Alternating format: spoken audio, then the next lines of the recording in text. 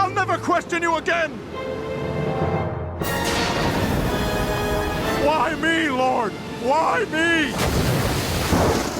This is American Dad's answer to Not All Dogs Go to Heaven? Christ on a stick? It's worse than the actual Christ on the actual stick. Hi, I'm Kitty Monk, and I'm here to talk to you about American Dad. Or more specifically, the two-parter Daesong Heavy Industries, which many hold up as pretty bad. I myself have problems with it. Not with the humor, I actually love the humor, and the song, but the presentation. Now, Family Guy and American Dad are created by the same people, and as a result, they tend to recycle ideas. I mean, I frequently bring up the idea of that one character the world craps on in order to make everybody else happy and Seahorse Seashell Party or No Weddings and a Funeral. Sometimes these episodes can be better than the original product. Again, those two. I thought No Weddings and a Funeral was way better than Seahorse Seashell Party, but sometimes they can kinda conflict since American Dad and Family Guy are two totally different shows with two totally different casts. How does Daesong Heavy Industries fit in? Think of it as American Dad's answer to Not All Dogs Go to Heaven, aka the atheist episode, where Seth MacFarlane, through Brian, tried to argue for atheism, which came off as obnoxious and one-sided and basically said that because some people are born ugly, there is no God. Would he have put you here on Earth with a flat chest and a fat ass? I'm made in his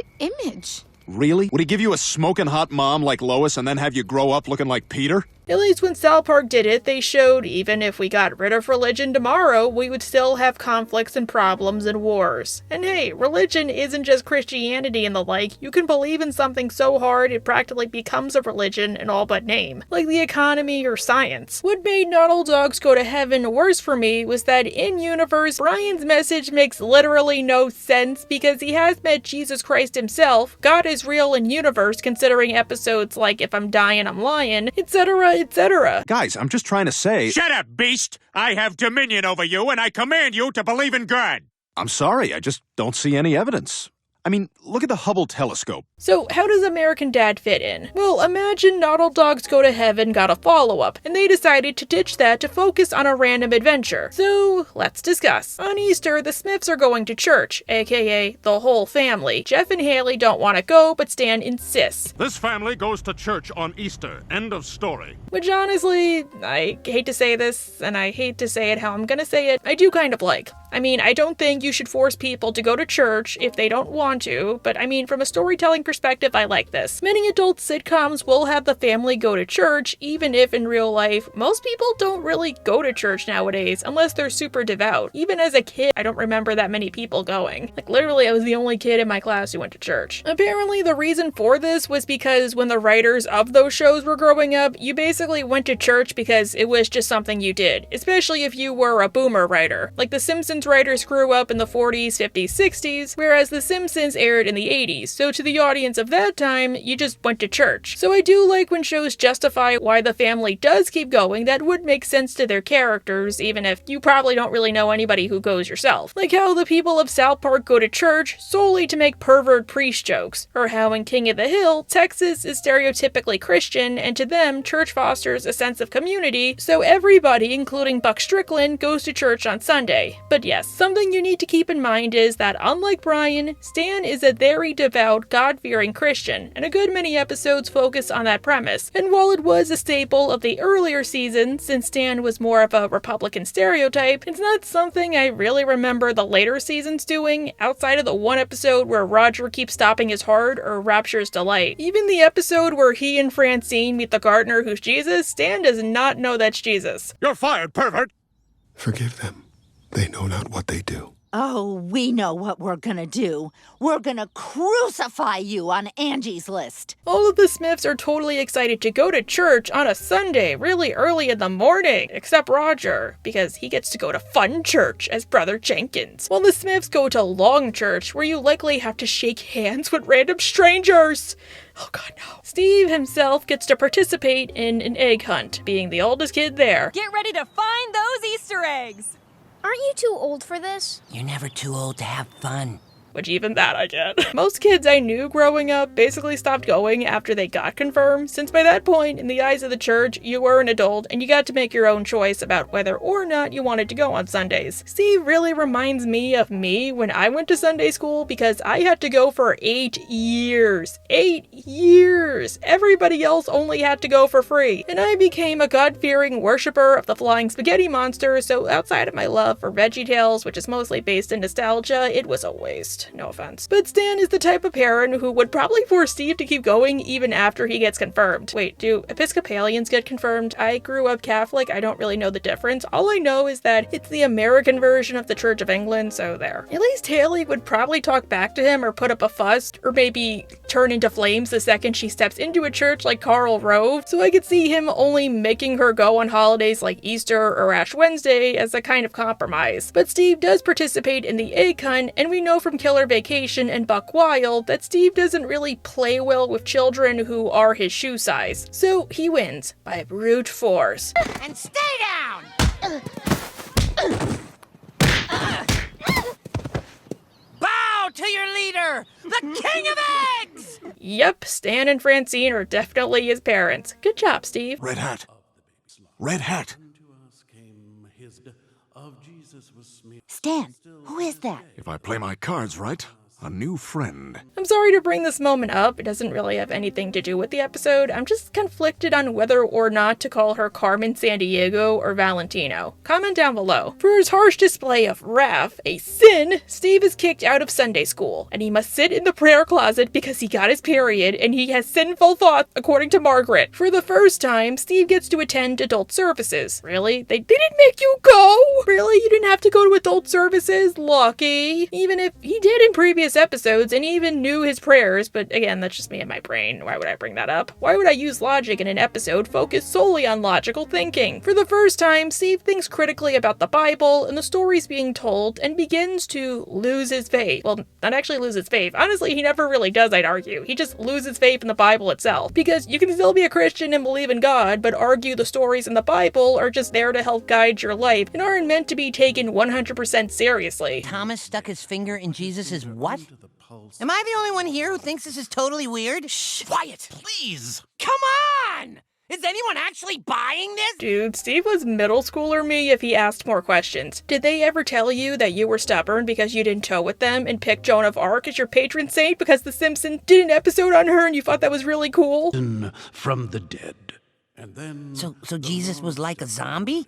Like in The Walking Dead? Granted, Life of Brian by Monty Python implied that in universe, Jesus just went and hid for 3 days, so I could see American Dad making a joke about that. But honestly, and this will be important later, I think a massive problem with this two-parter is who they chose to lose their faith and how. Because honestly, I don't think it should have been Steve, it should have been Francine. Steve is, and I'm not trying to disparage anybody or say your beliefs are inaccurate, believe whatever you want as long as you don't force it on me. He's more of a follower than his sister. I could see him believing all the stories being told and not thinking critically about it until, say, Haley or Jeff pointed out to him. Plus, honestly, really...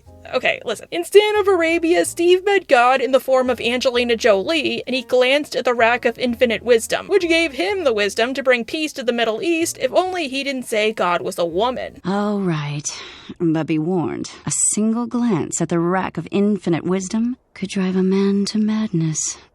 Oh, now I have to see them. And they never say if it was something like he was just going crazy from the heat, so he easily could have met God in universe and actually met God for reals. Wow, he really is the Brian of this universe, like they will say whatever just to make their point. Francine only really believes in the Bible or goes to church because Stan does. Otherwise, she's pretty much the opposite of a Christian. So I think an episode where Francine reveals to Stan that she's a heathen or whatever would make for a good discussion point. And maybe Franny herself could get Stan to lose his faith by complete accident, especially considering how in episodes like The Missing King, Stan did try to use the Bible against her, which she called him out on. See what my favorite author, God, has to say about that. Thou who tricketh thine husband into sexy spanking shall be banished to the depths of hell. Let me see that.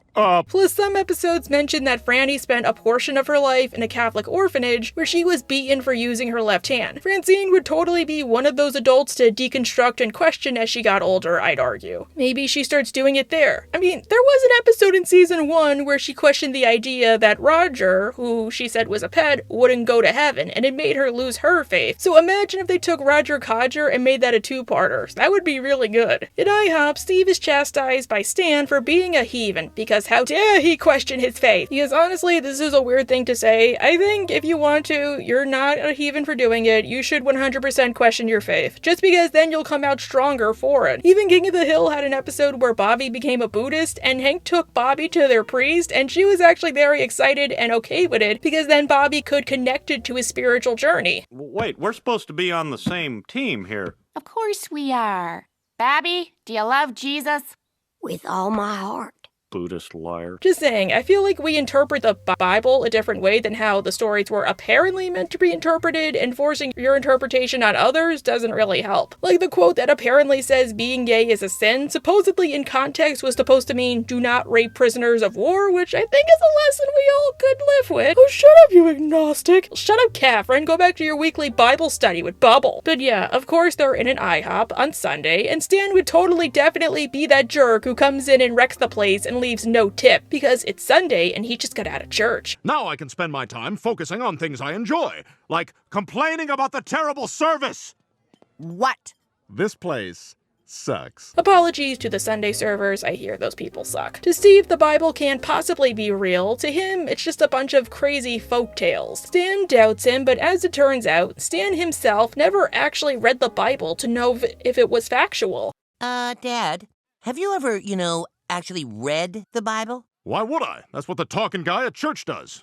There was something fishy in there. He'd have caught it by now. I mean, he did in one episode, but that was when he was sleepwalking, so it isn't really valid. Stan and Steve read the Bible together, and Stan starts to have an existential crisis. On the first day, God separated light and darkness. Well, down here it says that on the fourth day, God created the sun and stars. How could light exist before the sun and stars were created? I mean, there could be a difference. Maybe the book was trying to say that God made a difference, or since darkness extinguishes light. Okay, look, I don't know. The Big Bang was a thing. I'm just working off your logic. And science says that's basically what the Big Bang was, so hey, maybe that's just a religious version. The Adam and Eve story. I defy you to find even a single flaw with this. It says that Adam lived to be 930 years old. That's a big number. Well, I mean, the story goes that Lilith came before Eve, but because she refused to submit to Adam, she fled the garden and found Lucifer, and wait, I'm reading the wrong book, aren't I? Damn it, Charlie! Cain was married? How could Cain possibly have had a wife when the only other people in existence at the time were his parents and brothers? I asked the same thing, but to be fair, they never actually said so for all we know, that could honestly just be his sister wife. I don't know. Look, that was the main answer I got whenever I asked. Because remember, they never say how long they were outside before the murder happened. Logistically, in that time, Adam and Eve could have had a bunch more kids. The main thing that gets to Stan is the idea of Noah and the Ark, which, if you're unaware, is a story all about how Noah was told to build a great ark. The way, in preparation for a great flood, and to gather 2 of every animal. And then after the earth was flooded, basically 98% of the population was killed, except for Noah and his family. Well, it was a test of faith. I don't know, that's the SparkNotes version. The ark would have to be like the size of 4 baseball stadiums.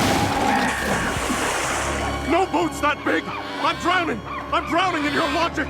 Even if I feel like Stan's whole story could be more in line with something like King Solomon or King David, since he is a wrathful person who covets things considering the Scarlet Getter. Stan has an existential crisis about his faith, all thanks to Steve, and he sits in his room sadly, where he's found by Roger. Roger says that without religion, Stan can do whatever he wants without consequence because he doesn't have to worry about being damned when he dies. Want to have relations before marriage? Unlike Sir Pentious, well, you won't be damned for it, because he's having relations before marriage with everyone here! Want to ding-dong ditch some dude's ding-dong? Do it. There's nobody watching you. And the first sinful thing they do together is steal a welcome mat. Whoa, that did feel good. Who needs God when you've got this welcome mat? Welcome mat's just the beginning. Kinda reminds me of Man in the Moon Bounce, not gonna lie. Like how Stan never allowed himself to do something totally normal, or he wasn't allowed to, so he relishes in it only to go too far because he's Stan. Since he goes from normal petty crimes like that, to wearing boas that were likely inside people, to gambling and reenacting the Criminal video by Fiona Apple. I'm lost, Francine. Everything is meaningless. Have you tried meditating? Hey, Tony! That mouth's not for giving advice. Regardless, Stan still can't fill the void without faith, and it never occurs to him to just go to a priest with his problems or to Valentino San Diego. So Franny orders Steve to help Stan restore his faith, and pronto, because this dude is sitting in a pool with the pouring rain and the lightning, and he's holding his breath. Wait, what? God? Is that really you? No, son. I'm your brain cells dying. You've now forgotten the word zebra. Admittedly, this was a weird missed opportunity, I'm sorry. If only because something I feel like the Not All Dogs Go to Heaven ripoffs don't really do is explain why those episodes should exist in the context of the show. I think the closest was the Cleveland show, and even that was them just bringing up the episode, saying how much it sucked, and then just doing their own version of that episode. I mean, I get why these episodes exist outside the show, since the creators are atheists and arguing for their causes, but honestly, when you push a lesson or moral, regardless of what it is, there needs to be a reason for it to exist in universe, otherwise it comes off as needless preaching and pandering. Brian's whole speech and him being an ironic martyr is really rich when, again, he knows Jesus on a personal level and supernatural things happen to him on a regular basis. So in universe, why should they listen to him? His message makes no sense, and of course people would get angry at him, and as a viewer, why would I listen to him? It makes him look foolish to deny all that, especially when his whole argument is supposed to be based off of logic. And the show lampshading it with Stewie constantly is more frustrating since they just bring it up and not really do anything with it. At least with South Park, they do try to justify it as them satirizing current issues, and the people are so stupid that honestly it makes a lot of sense for them to forget that if they just question their faith, they could call up Jesus on a public access channel and ask questions. And the one time they lost their faith, they didn't really lose it. They just stopped going to church. Just saying, logically, if Stan and Francine met the ghost of Christmas past, or they live with an alien who has super speed, or they contacted the ghost of Stan's dad who possessed Steve and they have a beef with Santa, couldn't logically some of these stories or religions exist too, including all of those stories Steve mentioned that likely never happened? Or couldn't there be a creator on some level? Even young Sheldon pointed that out. He didn't believe in the Christian God, but to him there was enough evidence to say that maybe there could be a creator. I don't know, I just think it would be hilarious if Franny was like, wait, what about Michelle? Or wait, what about Noah? And Stan, because he's in crisis, could be like, clearly we imagined all that, Francine. Steve reads a news article about a giant ship in South Korea similar to Noah's Ark, and this reinvigorates Stan. Clearly it's Noah, and clearly God is testing Stan's faith, clearly. Oh! I was hopeless for so long, but now I can see that God was only testing the strength of my faith. And you passed the test. I did. Wait a minute, this isn't Noah. They're pulling a Job. Well, I mean, they're pulling a job, but never mind. Surprised the show never pointed that out. Remember, in the story, he got tested and lost everything as a test of his faith, but then he got rewarded for keeping it. Stan is such a narcissist that I could believe it. I mean, he's starting to think there'll be a Noah-style flood and only the family will survive, and he's so happy he's smiling more than Alistair. With his weirdo beard and hair, I bet he probably never washed. Ew, imagine all the crap that's crawling around in there. The family makes it to South Korea to Daesong Heavy Industries. Oh, that's why the episode is called that. There they meet a man named RaptorTim, who, fun fact, shares a voice actor with Feng Hua. Ahoy! Noah! We've been waiting for you! Kim claims that Stan is indeed Noah and a great flood is coming, but to prepare him for the upcoming trial, he must be properly trained. Wait, what? How often does the world get flooded? Like, as a whole? I'm asking a legitimate question. You're a great man!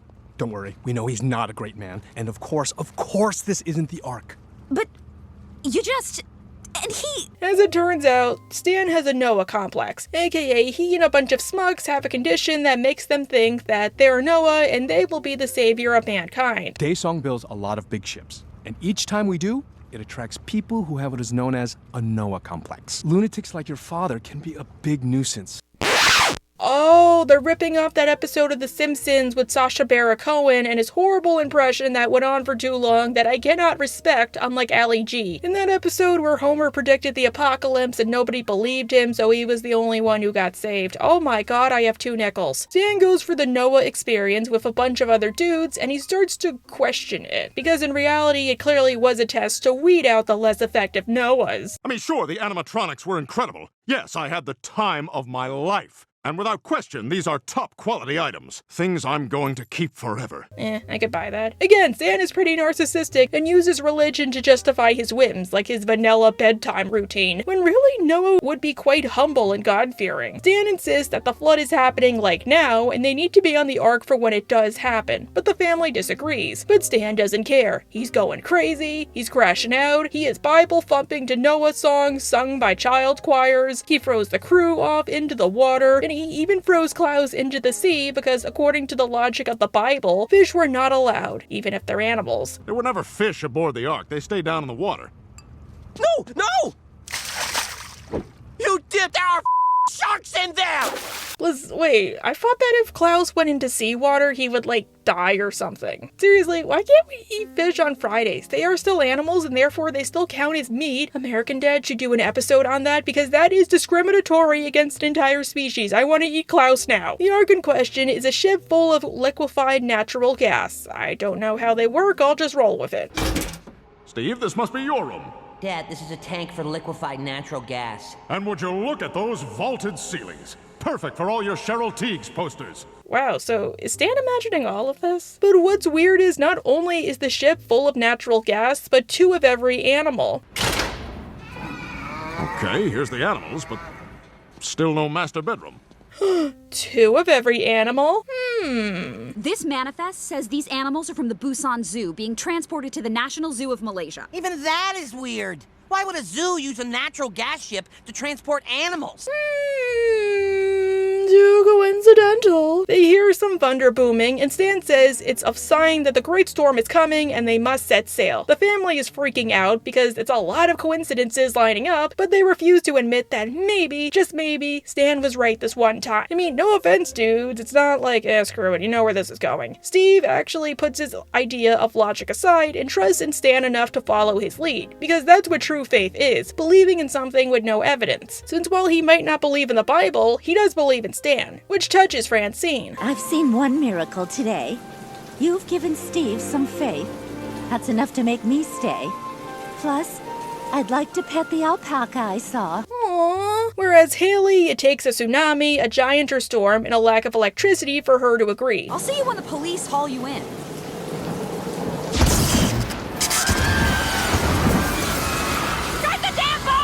The Smiths set sail for potentially 40 days and 40 nights, while Klaus follows behind them in his fishbowl, cursing Stan out all the way. Wow, a great setup, right?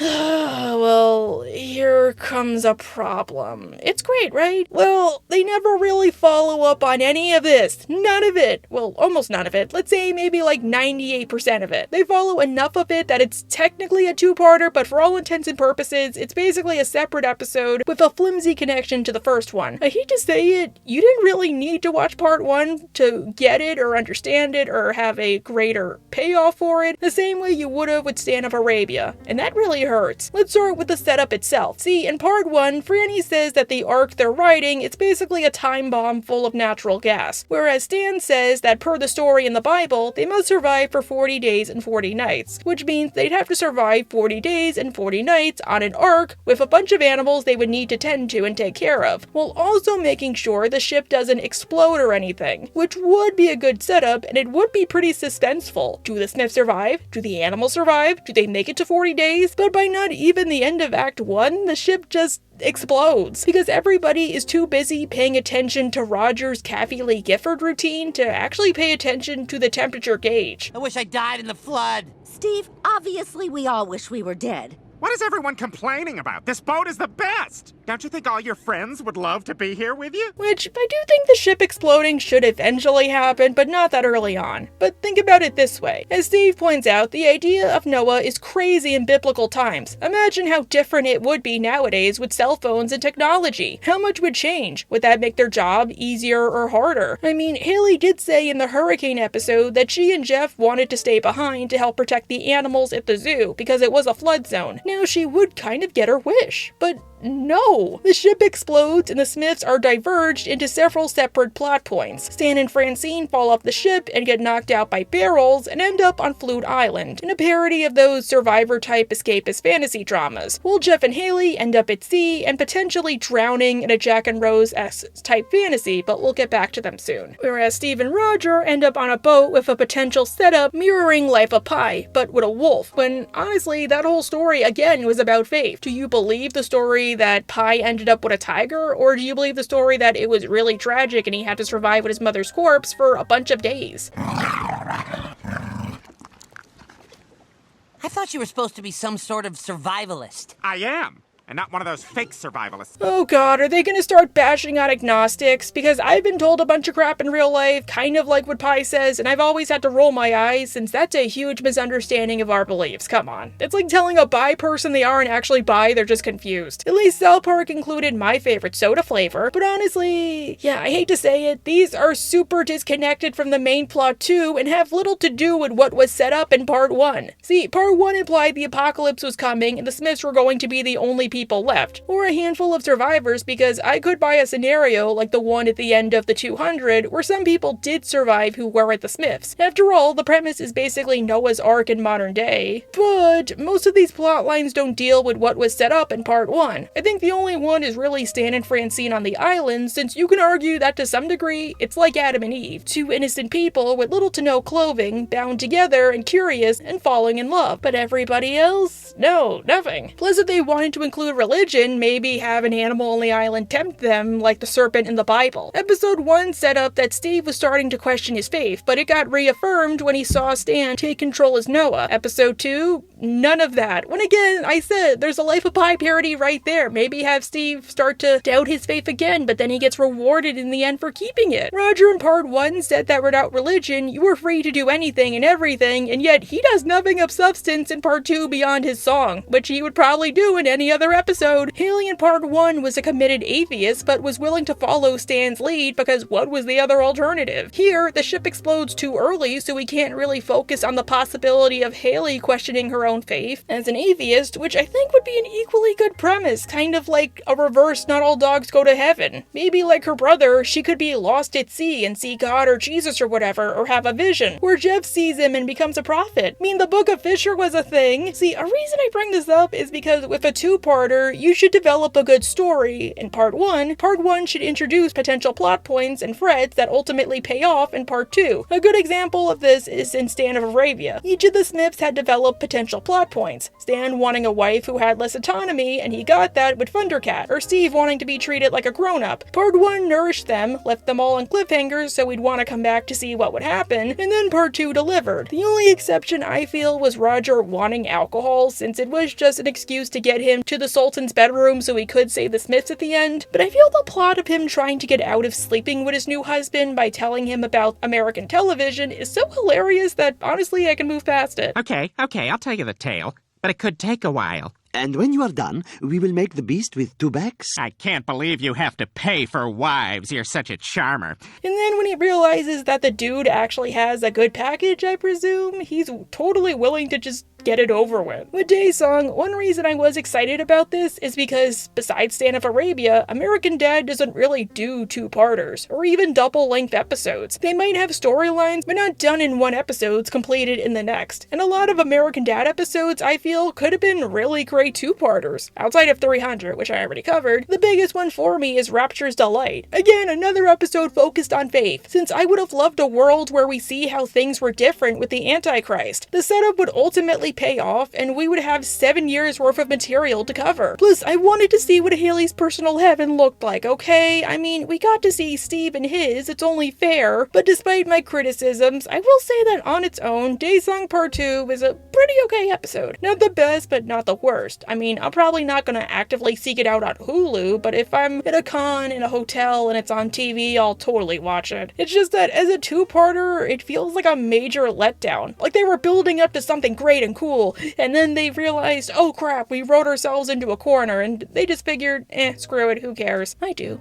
I care. Honestly, an episode that did this idea better was the Lighthouse one. Since it was only one episode, it was surreal, and they basically answered all of our questions at the end for why things happened. Like the Smiths, just by a stroke of bad luck, ended up on the island, which was a super short swim from Langley Falls, so they weren't in any real danger, and the island itself had properties which were easily explainable via science, hence why their minds were wiped. I mean, we do have a few extra questions for why there was the pumpkin pie mix, or all the nuts, or maybe the TV, but hey, as an episode, I don't really mind it. But okay, what's the deal here? Honestly, we don't know. As Jeff and Haley learn, the world did not end because they were saved by a helicopter. Society is still perfectly fine and intact. But the thing is, we never learned the how and the why about what happened, which I'm not annoyed about, just curious. So what exactly did the Smiths witness? Did just the city of Saul itself get flooded? Since maybe that's what they saw? What happened to Robert Kim and his crew? Are they pissed that Stan not only stole his ship, but his animals and threw them into the sea? Did Stan kill him? Because no offense, he threw him off a super huge platform into the ocean. At least Klaus is a fish. Plus they had a way to write themselves out of it. The Ark in question was full of gas. Maybe whatever Stan did to it caused a gas leak, and the Smiths were breathing in the fumes. Like maybe have him going around hitting stuff with a hammer and he accidentally hits a pipe, and then they see the world ending, and next episode they're like, oh yeah, the world didn't end, Stan just hit a pipe. Plus then they'd have a way to write off everything, since while I'm not a big fan of the all just a dream trope, since I feel it's a major cop-out, it would still be enough of a reason. That's why I liked how the Lighthouse episode answered what happened. That way I'm not really questioning anything. Heck, another thing they never really follow up on is the Bible allusions. Like Stan said, they're pretty much just informative folktales that help us live our lives. And like I said, you can make the argument that Stan's storyline is based off of Job. What if the other Smiths unknowingly reenacted various tales from the Bible, but in a Smith way, and in a way that helped them grow as people? Going back to a post I made way back earlier in this video, the episode really should have focused on Francine losing her faith and making Stan lose his, because that would have massively helped both episodes. In the Bible, stereotypically, women were evil temptresses, like Jezebel or Delilah, although we also get cool ones like Judith and Esther. Apparently, when I wrote this script, it was Purim or Purim, so boo! Maybe they could set up the idea of Francine questioning her faith, leading Stan on to question his, and the pair end up in Daesong. Maybe then Stan could rebuke Francine when he starts to believe he's Noah, their minds get wiped, they make up, and Ungok. Ooh, you have kids. Oh yeah, we have kids. So the world didn't end, and I'm not Noah. Sorry, guys. But then they're rescued. Francine and Stan discover Stan isn't Noah. They go home, Stan is upset, and he apologizes, and that's it? Really? What was the point of all of this? It means Ungok. Ungok. What does Ungok mean? It kind of means coconut. Oh, okay then, I guess. Anyhow, bye. I don't really know what else to say besides bye, guys.